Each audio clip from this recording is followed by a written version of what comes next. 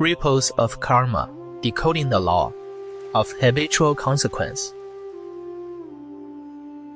Welcome to today's breakdown. Today, we are diving straight into a super cool and deeply fascinating topic. We are going to plunge into ancient Buddhist parables to unearth the deepest underlying mechanisms of cause and effect. What we're discussing today is definitely not just listening to mythical stories. It is actually a highly sophisticated philosophical system that explains how a person's behavioral habits and even their destiny can ripple across time like waves on water. Ready to brainstorm with me? Let's get right into it.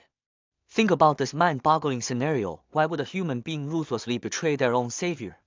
While a wild animal, presumed to lack reason, knows how to repay a debt of gratitude with its entire life. This completely flips our perception of humans as the supreme being among all creatures. Doesn't it? This is exactly the core mystery we are going to unravel today. Guided by brilliant ancient records, we will decode step by step the universal laws hiding behind these extreme behaviors. The present mystery and the test. Our story begins with an anomaly the world honored when the Buddha fell ill. At the time, there was a remarkably talented and brilliant physician named Javaka. He put his heart into preparing a marvelous medicine for the Buddha using clarified butter ghee. After taking the medicine, the Buddha looked at Javaka and threw out a series of cryptic, riddle-like questions. Do you find it rare? Do you find it extraordinary? Do you know, or do you not know? Honestly, if an ordinary person heard such open-ended questions out of nowhere, their head would be full of question marks. Right, yet Javaka decoded it effortlessly and answered flawlessly. Cows and sheep eat grass to produce milk, which is refined into butter to make this marvelous medicine. This is rare.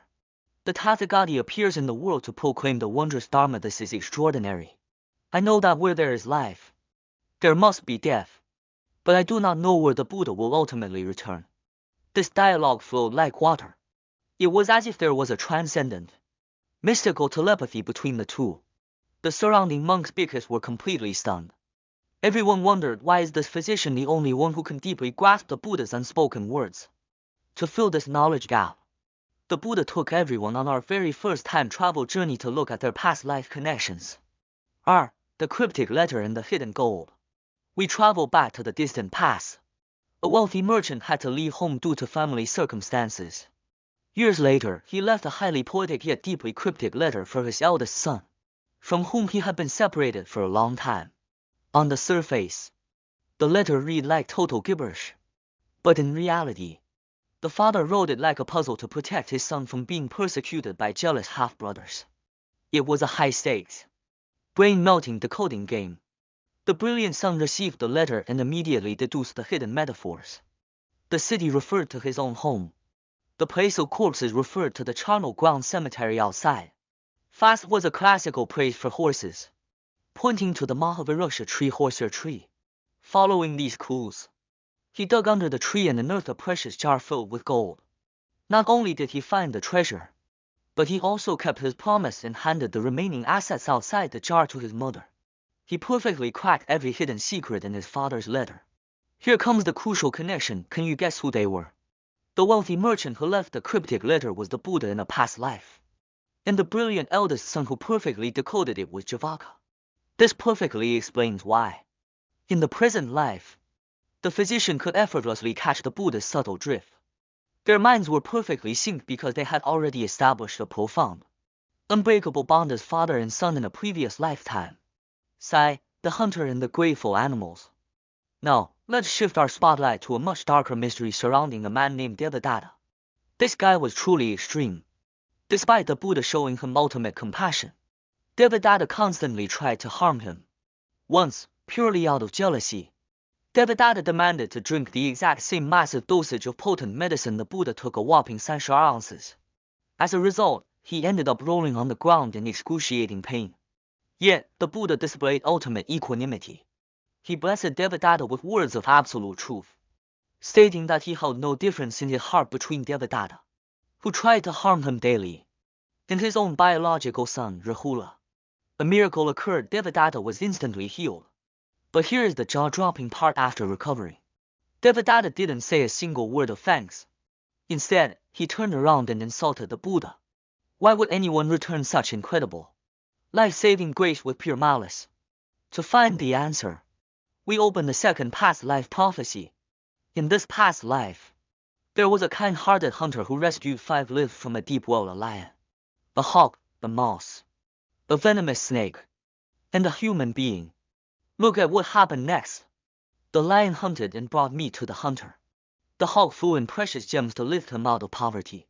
When the hunter was wrongfully imprisoned, the mouse stayed by his side in the cell to comfort him.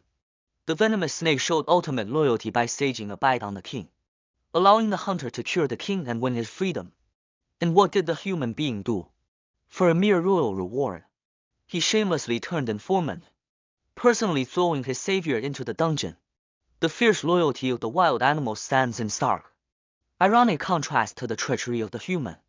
And the truth behind this story is bone-chilling. The ungrateful betrayer rescued from the well was Devadatta's past life, and the compassionate hunter was the Buddha's past life. Do you see it across entirely different lifetimes? Devadatta was reenacting the exact same patterns of ingratitude and malice. This was absolutely no coincidence. This brings us to our fourth part. 4. Habitual karma across lifetimes, Den Liu Guo.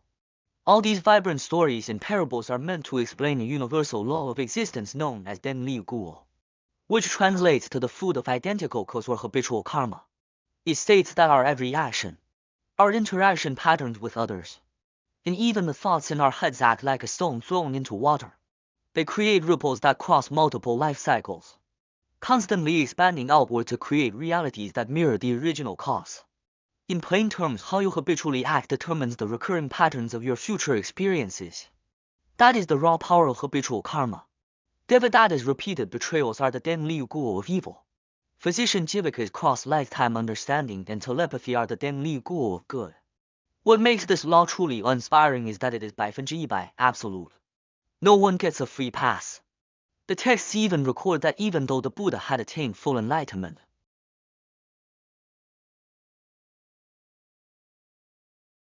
he still had to endure a famine after his enlightenment where he survived on horse feet. The fruits of karma never fail. Even the Buddha had to experience the ripples of his past causes. Upholding the precepts to sever karmic ties. Now that we understand this striking universal law, how do we apply this ancient wisdom to our modern daily lives? If everything is just a repeating cycle, do we still have free will? Yes, we absolutely do. While you can hop into a time machine to erase the karma you've already set in motion, you can decisively refuse to plant new seeds of negativity right here. Right now, the only way to break the infinite loop of negative habitual karma is through conscious, mindful action in the present moment. You cannot change the ripples that have already spread, but you can absolutely decide what kind of stone you cast into the water today. In our source text, the Master offers a piece of ultimate advice. Why hesitate in the dark? Align your every word, action, and gesture with the conduct of the Buddha, and strictly uphold the precepts. These words carry incredible power. They remind us never to sit back passively waiting for fate to deal its cards, or to spend our days complaining about why we always attract the same toxic people and situations. You must actively shape your destiny by holding firm to your moral baseline and upholding the precepts. You act like someone wielding a pair of shears cleanly cutting through the negative habitual karma that had haunted you for so long. Food for thought. Before we wrap up today's breakdown, let us quiet our minds and ask ourselves a deep question. In your own life, is there a repeating negative pattern, a toxic relationship, or a stubborn bad habit waiting for you to make a firm decision to break today? Do not let past karma hijack your future. Today is the ultimate starting point for you to create entirely fresh, beautiful ripple for your life.